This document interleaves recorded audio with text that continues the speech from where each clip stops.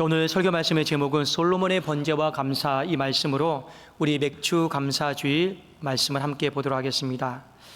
성경에는 이 절기에 대한 어떤 특별함과 절기에 대한 중요성을 굉장히 많이 강조를 하고 있습니다. 그리고 구약 성경에 보면 이스라엘 백성들에게 꼭 지키라라고 말씀하신 3대 절기가 있는데, 그 대표적으로 유월절, 그리고 맥추절, 그 다음에 수장절이 있습니다. 자, 이 세 개의 절기는요, 공통점이 있어요. 내용은 조금씩 다르지만 하나님 앞에 감사를 드리는 절기입니다. 유월절을 살펴볼까요? 유월절 우리가 익히 알고 있다시피 하나님이 이스라엘 백성을 애굽의 종살이에서 해방시킨 날이에요. 우리나라로 말하면 광복절과 같은 절기입니다. 하나님의 해방을, 구원을 감사하는 절기. 맥주절은 무엇입니까? 하나님이 내 인생 가운데 첫 열매를 주신 게 있어요. 그 첫 열매를 하나님의 은혜 가운데 얻게 되어서 감사합니다. 첫 열매에 대한 감사가 바로 맥추절입니다. 그리고 수장절은 무엇입니까? 보통 우리가 추수감사절이다 이야기하는데, 한 해를 마무리하면서 돌아보니 하나님의 은혜가 너무 크고, 그리고 우리가 1년 동안 수고한 것을 저장한단 말이에요. 그리고 우리가 그 은혜를 기억하고 살아가며 감사하는 마음으로 드리는 것이 수장절입니다. 내용은 다 다르지만 감사다라고 하는 이 부분을 하나님께도 얼마나 중요하게 여기고 가치 있게 여기시는가, 이 부분을 우리가 살펴볼 필요가 있습니다. 그래서 신약 성경 말씀에 보면 항상 기뻐하라, 쉬지 말고 기도하라, 범사에 감사하라, 이는 그리스도 예수 안에서 너희를 향하신 하나님의 뜻이다. 이 감사가 그만큼 중요하기 때문에 하나님의 뜻으로 못을 박아놨습니다. 자, 오늘은 그 두 번째 맥추절에 대해서 한번 살펴보기를 원하는데, 보통 맥추절은 시간적으로 반년의 시간을 마치고 또 새로운 반년의 시간을 앞두고 하나님 앞에 드렸습니다. 자, 그런데 이것이 한국의 어떤 상황과 기가 막히게 맞물렸어요. 우리가 옛날에 보릿고개 시절이 있었습니다. 그때 반년의 시간은 보리 농사를 했어요. 그러면 그것을 대략적으로 추수하고 첫 열매를 거뒀던 시기가 6월 중순이나 말경이었고, 그리고 이모작을 했기 때문에 남은 반년은 이제 쌀 농사를 했습니다. 그러니 이 맥추절과 이 한국의 상황은 맞물릴 수밖에 없었습니다. 첫 수확에 대한 감사, 남은 이모작 쌀 농사에 대해서 하나님 또 책임져 주시고 잘되게 해주실 것을 믿는 마음으로, 내다보는 마음으로 감사, 이것이 자연스럽게 한국교회 맥주 감사 주일과 맞물려서 녹아 들어왔습니다. 자, 이것을 기반으로 해서 성경이 우리에게 주고자 하는 감사의 주제, 이것이 얼마나 중요한가, 여러 가지 본문들이 있겠지만 저는 오늘 특별히 솔로몬의 번제와 이 감사라고 하는 본문을 통해서 이 맥주 감사절의 의미를 좀 더 깊이 있게 묵상하고 나눴으면 좋겠습니다. 자, 여러분, 솔로몬 하면 무엇이 생각나십니까? 일천번제, 지혜, 또 듣는 마음, 세상에서 가장 부자, 탐구가, 연구가, 여러 가지 것들이 또 생각나죠. 또 안 좋게 생각한다라면 변질된 사람, 여러 가지 것이 생각이 날 수 있겠습니다. 자, 그런데 오늘 솔로몬의 초창기 시절을 다루고 있는데, 솔로몬이 왕으로 등극해서 기브온 산당으로 가서 하나님 앞에 일천번제를 드렸습니다.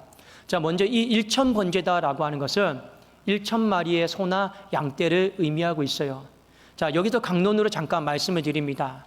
1,000마리를 1,000일 동안 드렸을까? 아니면 한 달 안에 드렸을까? 아니면 하루에 다 드렸을까? 이것은 솔직히 아무런 의미가 없어요. 중요하지 않습니다.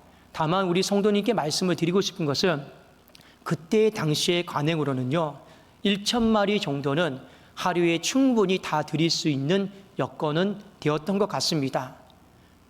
그리고 중간에 여러분 열왕기상 말씀을 읽다 보면 너무 많이 드려서 셀 수가 없었을 때는요, 그냥 하나님 앞에 어마어마한 양을 드렸는데 그 수를 셀 수 없었더라. 그러니까 그것에 비하면 1,000이다라고 하는 숫자는 솔직히 아무것도 아니에요. 그거는 셀 수가 있었던 것 같아요. 근데 뒤에 보면 세다가 포기한 게 있어요. 너무 많이 드려서. 그러니까 이 1,000이다라고 하는 기간의 양의 문제는 너무 개의치를 마시고, 그것을 드리고자 했던 솔로몬의 마음이 어땠는가를 우리가 좀 주목해서 보실 필요가 있습니다. 자, 솔로몬은 1,000번제를 드리면서 하나님 앞에 감사의 기도를 드렸어요. 열왕기상 3장 6절 7절 한번 제가 읽겠습니다. 솔로몬이 이르되 주의 종 내 아버지 다윗이 성실과 공의와 정직한 마음으로 주와 함께 주 앞에서 행함으로 주께서 그에게 큰 은혜를 베푸셨고 주께서 또 그를 위하여 이 큰 은혜를 항상 주사 오늘과 같이 그의 자리에 앉을 아들을 그에게 주셨나이다. 하나님의 은혜로 말미암아 내가 왕의 자리에 이르게 되었습니다. 감사기도 드리고 있죠. 그리고 7절에 나의 하나님 여호와여 주께서 종으로 종의 아버지 다윗을 대신하여 왕이 되게 하셨사오나 지금 본인이 이 자리까지 인도함을 받은 것에 대해서 감사의 기도를 드렸습니다. 그러니 솔로몬이 1,000번제를 드리면서 하나님 앞에 반년의 시간을 살아온 날을 돌아보면서 감사의 기도를 드렸구나. 이걸 우리가 먼저 보실 필요가 있고 그 다음에 종은 작은 아이라 출입할 줄을 알지 못하고 자 여기서부터 우리가 좀 짚어볼 필요가 있습니다. 감사의 기도를 드리고 나서 본인의 고민을 하나님 앞에 토로했어요. 하나님, 저는 너무 어려요. 경험도 없어요. 작은 아이입니다. 그런데 이렇게 많은 하나님의 백성을 내가 어떻게 다스리고 재판하고 문제를 해결할 수 있겠습니까? 저는 100번을 생각해도 나의 한계로 인해서 내 앞날을 헤쳐나갈 생각을 하니 앞이 깜깜합니다. 잠이 오지를 않습니다. 여러분 그렇습니다. 한계가 없는 사람은 아무도 없습니다.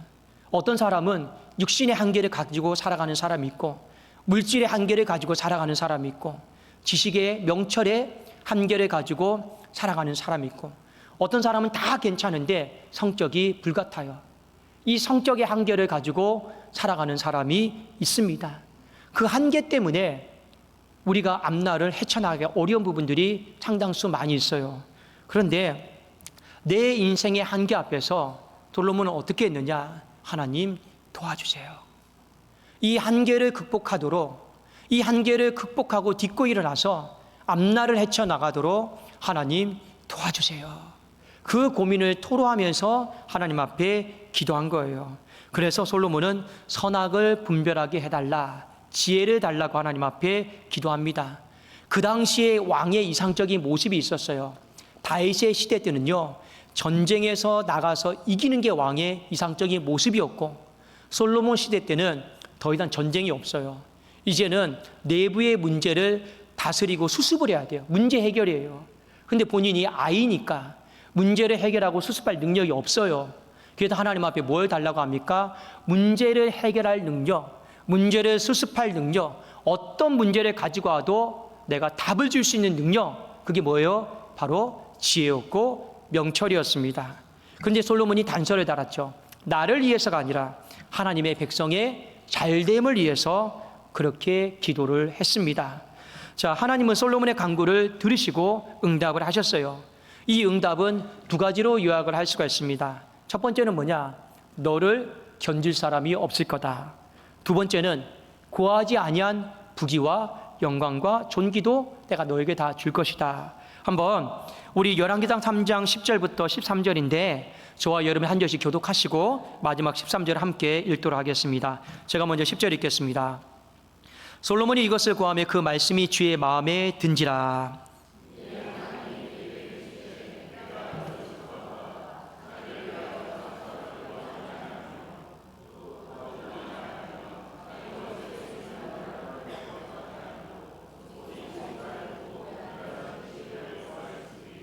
내가 네 말대로 하여 내게 지혜롭고 총명한 마음을 주노니 네 앞에도 너와 같은 자가 없었거니와 내 뒤에도 너와 같은 자가 일어남이 없으리라. 함께 읽겠습니다. 내가 또 네가 구하지 아니한 부귀와 영광도 내게 주노니 네 평생의 왕들 중에 너와 같은 자가 없을 것이라. 자, 하나님께서 이 솔로몬의 앞날을 풍성한 축복으로 약속으로 채우셨습니다. 하나님이 그렇게 하셨던 이유는 딱 한 가지예요. 성경이 뭐라고 기록이 되어 있습니까? 솔로몬의 기도가 주님 마음에 들었다라는 거예요.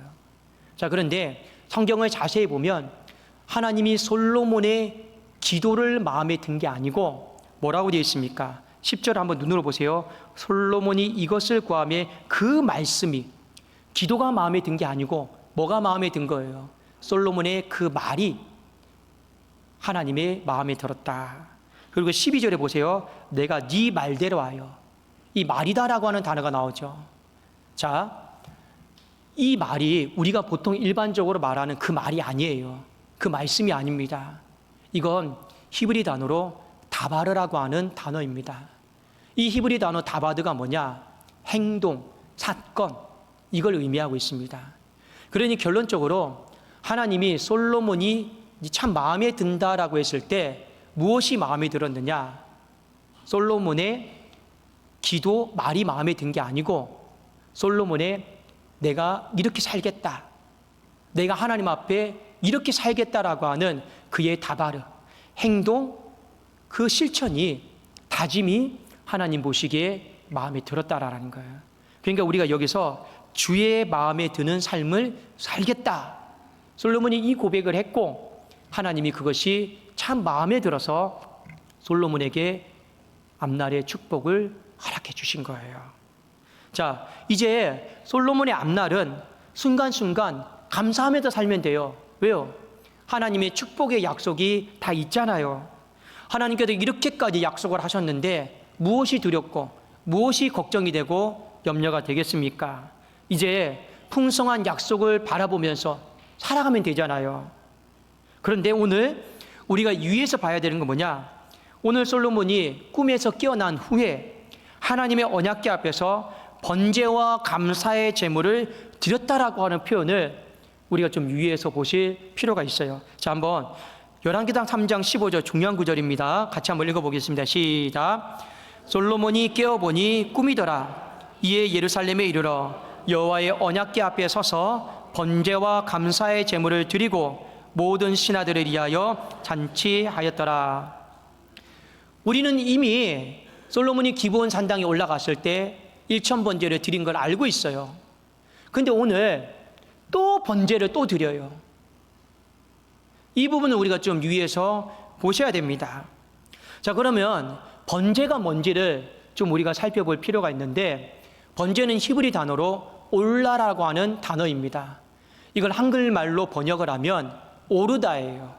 오르다입니다. 오르막길을 이야기하는 거예요. 그러니까 번제는 오르다, 오르막길, 힘든 길, 이것이 바로 번제의 의미예요. 이것을 조금만 더 확장해서 번역하면 헌신.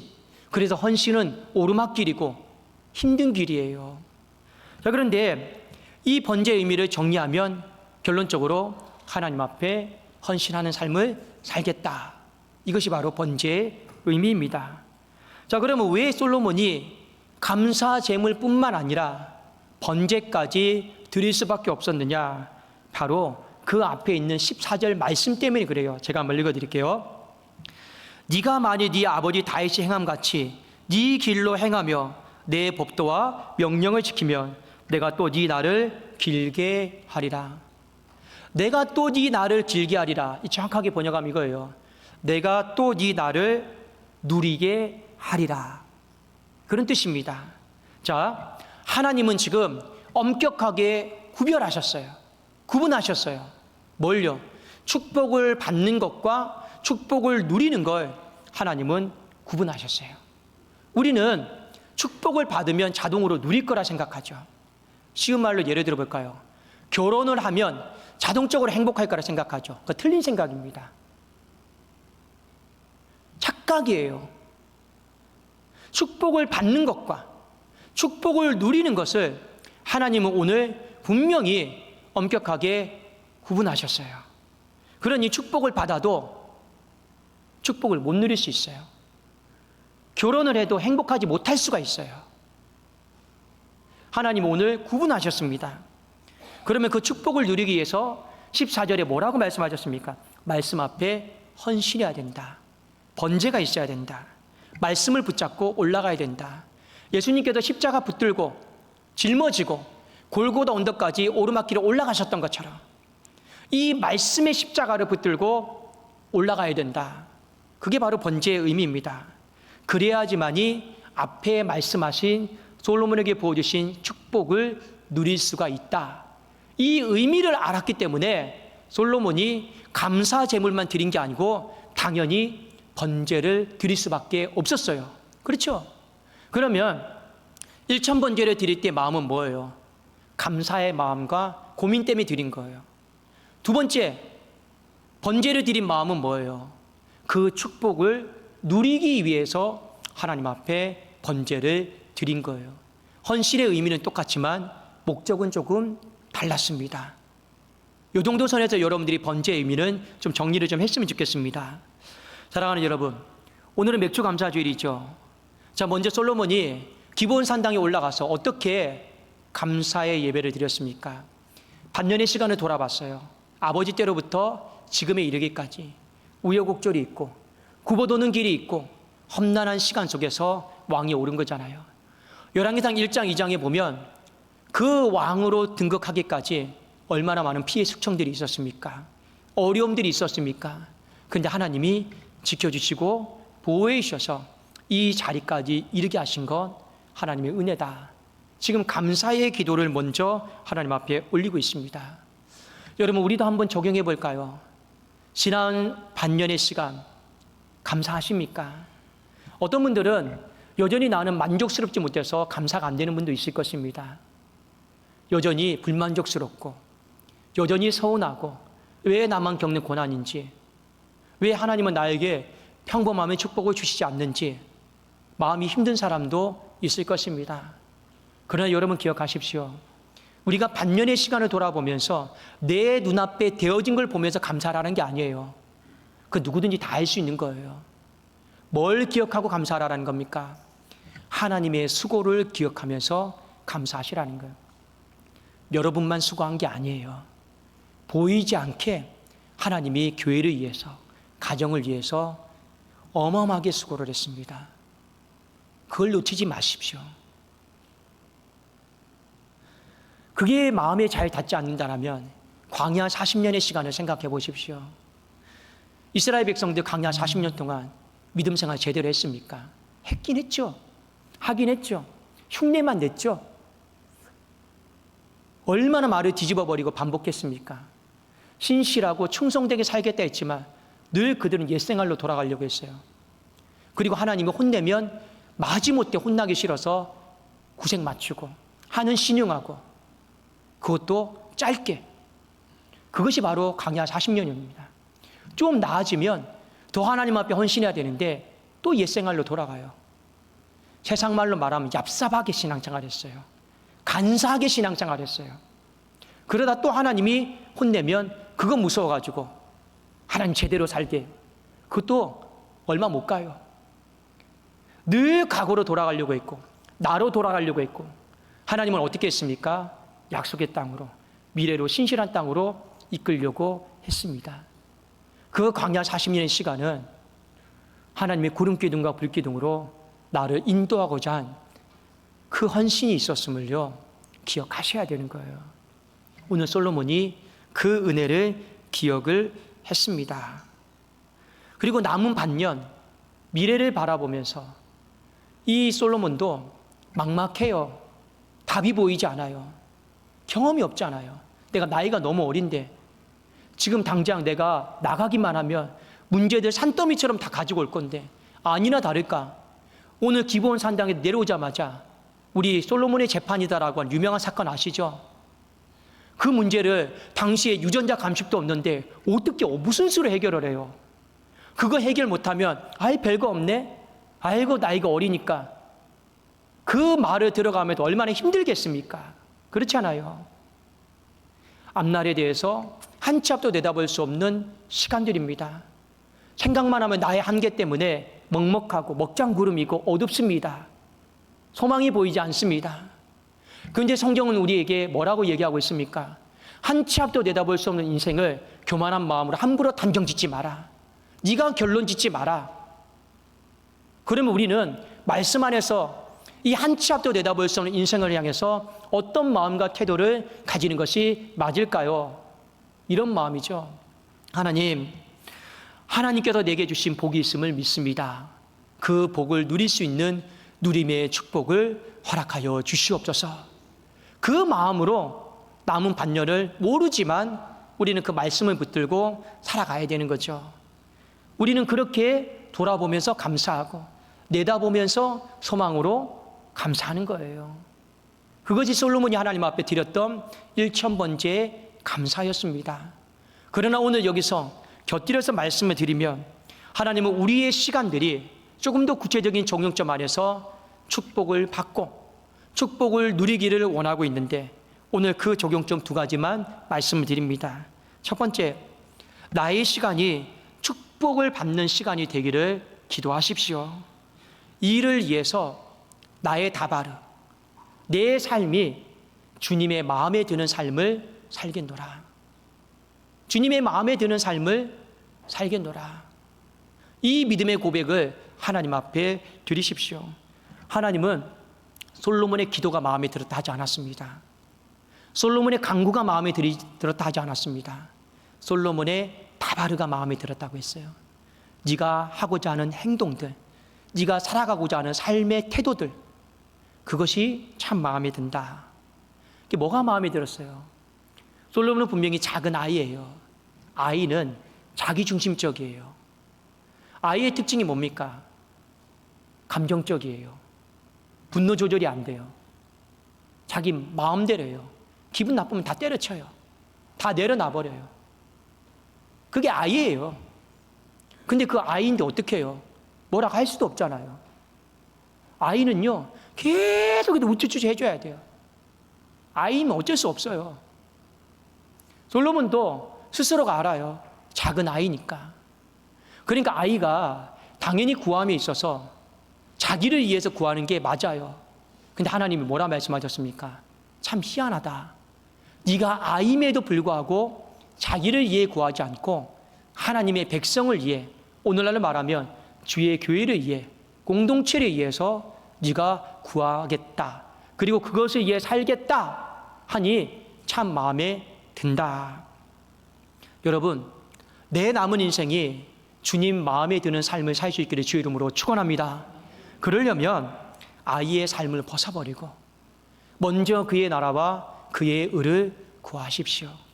그것이 주님 마음에 드는 삶이고, 주님 마음에 드는 삶을 살 때 우리의 신앙은 우리가 예상치 못한 우리의 지식과 우리의 어떤 기대를 뛰어넘는 하나님의 선물이 있어요.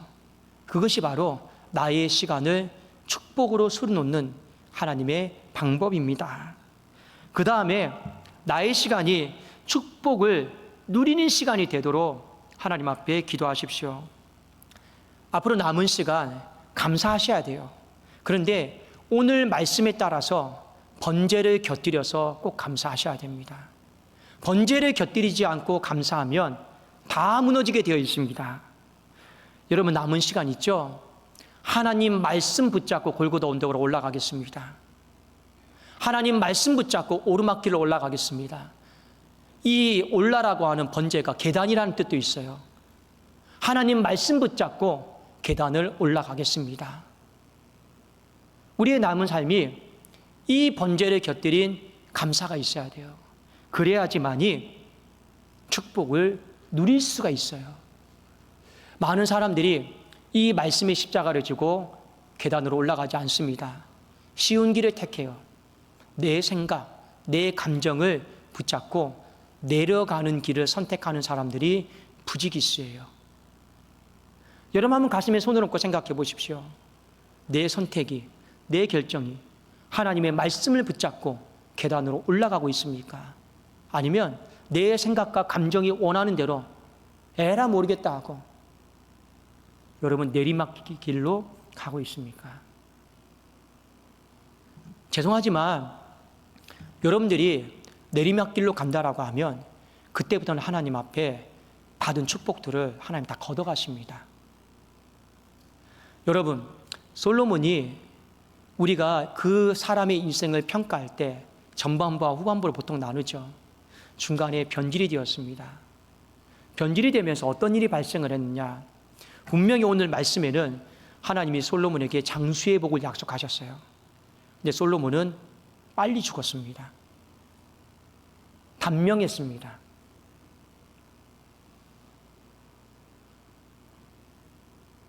하나님은 솔로몬에게 어마어마한 부를 약속하셨어요. 솔로몬 그거 누리지 못했습니다. 하나님은 솔로몬에게 평화를 약속했어요. 그런데 솔로몬의 인생의 말년에 땅이 갈라졌습니다. 분열이 되어버렸어요. 왜요? 솔로몬의 마음속에 이제 더 이상 계단으로 올라가기 싫다. 내가 오르막길로 올라가기 싫다. 이 번제를 곁들인 감사를 내팽개쳐 버렸어요. 그러니 어떻게 합니까? 그동안 하나님이 다 막고 있었거든요. 막아주고 계셨거든요. 근데 하나님이 번제를 거두는 순간에 막아버린 걸 손을 다 떼버렸습니다. 그러니 어떻게 돼요? 그 균열과 틈들을 통해서 마귀가 물밀듯이 들어오는 거예요. 그래서 어떻게 되는 거예요? 축복을 누릴 수가 없어요. 여러분 꼭 기억하십시오. 결혼 생활도 마찬가지고 가정 생활도 마찬가지입니다. 결혼하면 행복하다고요? 그런 게 어디 있어요? 언제 행복한지 아십니까? 서로가 서로에게 헌신할 때, 번제를 곁들인 감사가 있을 때 결혼 생활은 행복한 거예요. 근데 많은 젊은 사람들이 착각하더라고요. 결혼했는데, 신혼인데 왜 행복하지 않습니까? 그게 맞아요. 서로에게 헌신하지 않으면, 정말 서로를 향해서 계단에 올라가겠다라는 마음으로 헌신하지 않으면 행복하지가 않아요. 다른 사람 행복한 가정 물어보십시오. 자동으로 행복한 가정은 아무것도 없습니다. 교회도 마찬가지입니다. 여러분, 우리도 우여곡절 끝에 제가 3대 목사로 청빙을 받았죠. 목사만 오면 교회가 행복해집니까? 목사만 오면 교회가 이제 자동적으로 근심, 걱정 다 덜어집니까? 아니잖아요. 여러분이 저의 10년의 시간을 보셨잖아요. 헌신해야 돼요. 헌신해야지만이 양떼들이 행복해지는 거예요. 제가 여기다 헌신하지 않고 대접만 받으려고 하고 섬기만 받으려고 한다 생각해 보십시오. 내가 그래도 담임 목사인데 왜 이 정도밖에 대우해 주지 않아? 그런 마음을 가진다. 번제를 곁들인 감사가 없다. 교회가 행복할까요? 절대로 행복하지 않습니다. 이곳에 부름을 받은 건 축복이죠. 성도들이 그 축복을 누리려면 어떻게 합니까? 같이 헌신을 하셔야 됩니다. 번제를 곁들인 감사가 있어야죠. 그래야지 미래가 소망이 있고 그 하나님이 우리에게 주신 어마어마한 복들을요 누릴 수 있지 않겠느냐라는 거예요. 여러분들 오늘 솔로몬이 1,000번제를 드리면서 하나님 앞에 번제를 곁들인 감사가 핵심입니다. 그것을 우리가 좀 깊이 묵상을 하고 우리의 남은 이 한 주 그리고 이 한 달, 이 반년의 시간이 정말 우리 성도님께 간곡하게 부탁을 드립니다. 번제, 계단, 오르막길, 헌신이 있는 감사가 끊어지지 않기를 주의 이름으로 축원합니다. 여러분 이걸 놓쳐버리면 행복은 없어요. 소망은 없습니다. 왜 1,000번제 드렸는데 또 번제를 드립니까?